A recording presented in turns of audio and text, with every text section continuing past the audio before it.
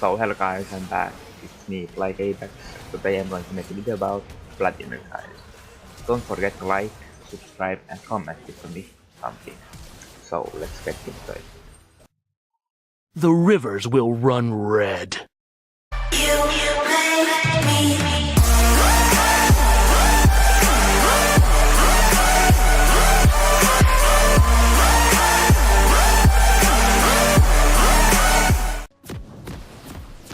First of all, let's talk about the pros and cons. Here are the pros. First, Vladimir has a great sustain, 80 constitution. That means he can stay in lane for quite some time. He's a top tier carry. You can easily solo carry a game when you play. You can easily escape the Sanjin pool. Sanjin pool is his W, what goes into pool. Makes you untargetable. He is very useful in team fights and can easily engage. He has amazing area damage with Heights of Blood, but he uses HP instead of mana, which is very good, and scales very well with AP items, what means when you buy HP, it goes into AP, and AP goes into HP. And now the cons. Hard to farm against AD champions in early game. His kit is easy but difficult to master. Early game can be hard for newcomers. His movement speed is pretty bad when you don't take host or something like that. He has no hard crowd control. He has slow but no speed, like no stuns and other things. He's very easy to gank when Sanguine Pool is on cooldown, and he's not the strongest against shield. Now let's talk about spells. The first spell I take is Flash. I take Flash because I can survive most situations with Flash. Example, I have 3D on my abilities, then I'm supposed to kill. I just flash away and wait my Q to come up. Or I use the second spell, which is better. I know you haven't seen a vlad turn with it. Trust me, I'm going to show you a clip, and the clip shows why I use barrier.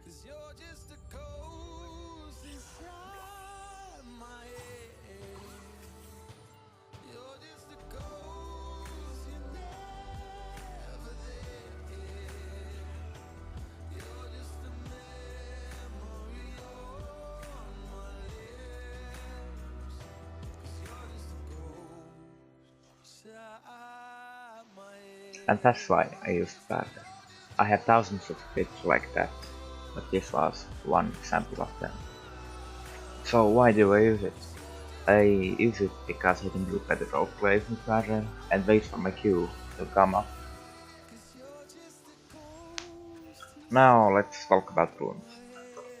I'll take the sorcery path, and in there I take the Fade Rush, because if I hit 3 champions with spells or attacks, or I do like Q and 2 auto attacks, or QE and everything that activates it, I can win very easy with rates in lane.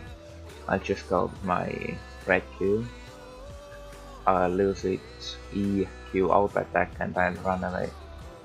The enemy come to shift against me.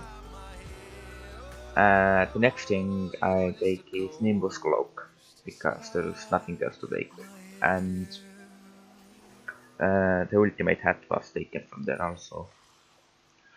And Nimbus Cloak, if you use your ult, you will get a speed for 2.5 seconds, and you can just run it out in team fights. Next thing I take is Transcendence.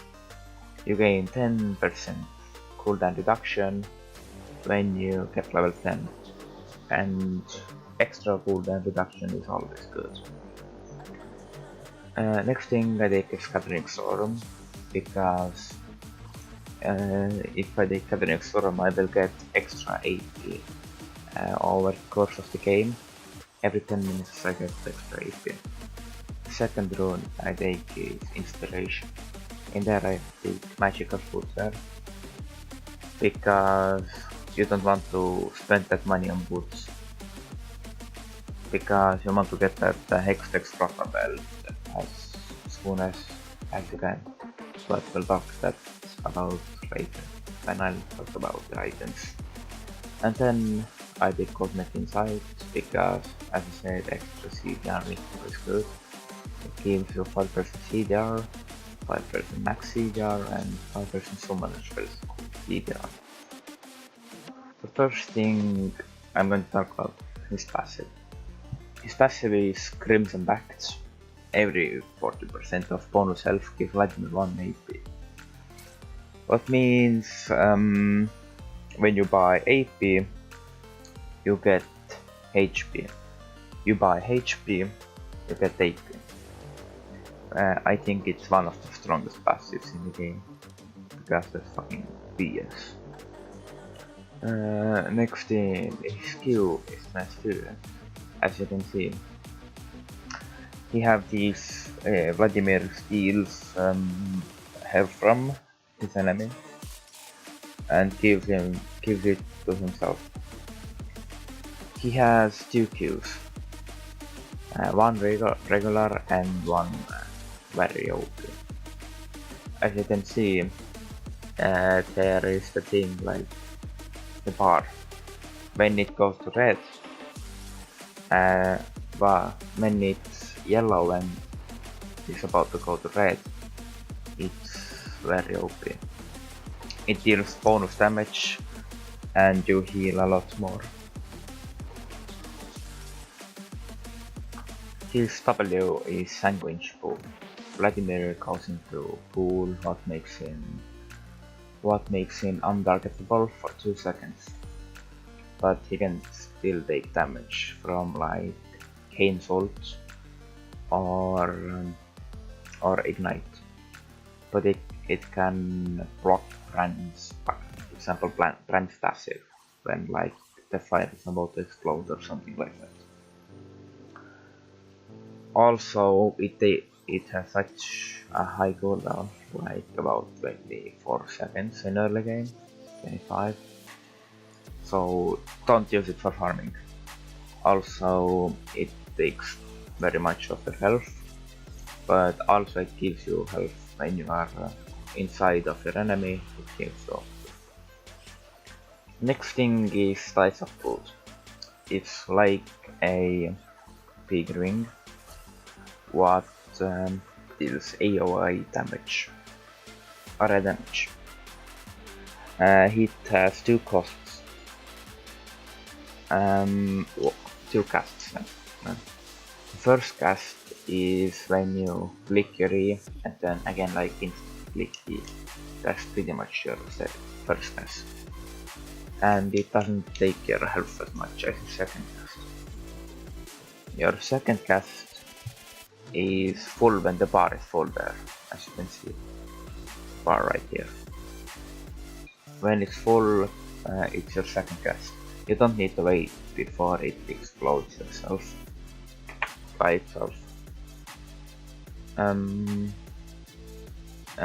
Yeah, it's pretty much it. Your ultimate is called Hemoplague. I don't know how to say it, so sorry for my bad English.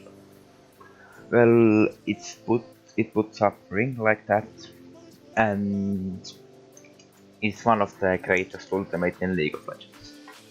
Because let's take example.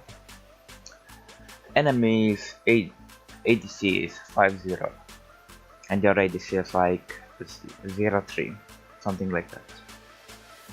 You put that ultimate on someone, your ADC deals still more damage than the 5-0 ADC. Which means, so like it's written here, enemies takes 10% increased damage from all sources for 4 seconds. Also, it heals you. And when you get that 5-man ult, yeah, and they were about to kill you, your health just fall. Laning phase. In laning phase, you farm because you want to get the first item as soon as possible, and then you can just start dominating. You can if enemy is bad, you can also dominate in level 3 or like that. First of all, you're going to max your Q, because that's your main farming ability and main damage in early game. Next thing, max E. You will get more damage to it and lower cooldown. Then your W, and then your ultimate. When you start the game, first you're going to build a Dark Seal and 3 health potions, because you will heal more from health potions than the refilling potions. The first pack, if you want to pack earlier, then just take the Hextech revolver. But when you are dominating the lane, you don't need to pack. You wait until you get your Hextech Prota belt. I usually do it. I wait my Hextech Prota belt, then I'm dominating my lane. But if I don't, then I'll just pack and try to get my Hextech Prota belt. The core items I have are the first item, Hextech Prota belt, second item, Leandric Torment, third item, Void Staff, and fourth item, the Rabadon's Spellcap. You build in that order. And the last item, you have many choices what to take. You can take example Zonia, Spirit Visage, or Spellbiter, or many other options. Here is my example of full build, what I use.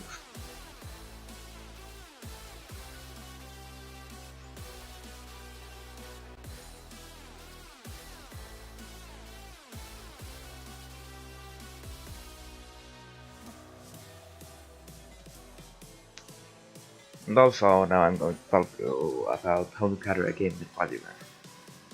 Let's say you are fed and you just you're the only one in the team who is fed, and the enemy have like fed ADC and good fighter and things like that. So the first thing you want to do in team fights is you want to put the ultimate to everyone, as much people as you can. So because it increases your damage by 10%. But before that, just try to kill enemies like 5v1 or 3v1 or something like that, so you could get more kills. And also in team fights, when you have put ult everyone, you just do as much of AoE damage as possible. Let's say enemies have 38, you just go backline and try to kill him. You usually just one-shot them with this build, because it's pretty good.